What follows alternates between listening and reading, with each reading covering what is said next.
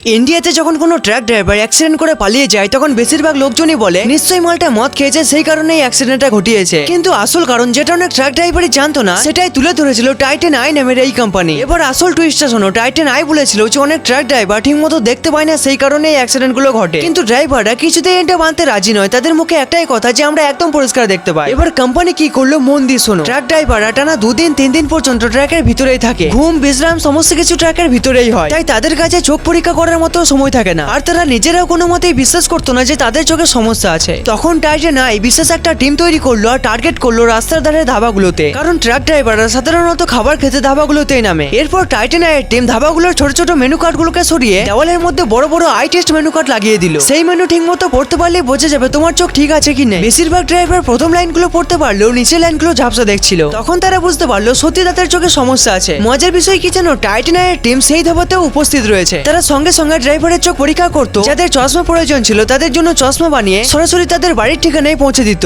এই অসাধারণ ক্যাম্পিং এর মাধ্যমে Titan I lakh lakh truck ড্রাইভারকে সাহায্য করেছে, তাদের প্রয়োজনীয় চশমা দিয়েছে আর হাজার হাজার অ্যাক্সিডেন্ট কমিয়েছে। এবার যদি সত্যি তোমার চোখ ঠিক থাকে তাহলে সাবস্ক্রাইব বাটন দেখতেই পাচ্ছ, এক্ষুনি টিপে দাও।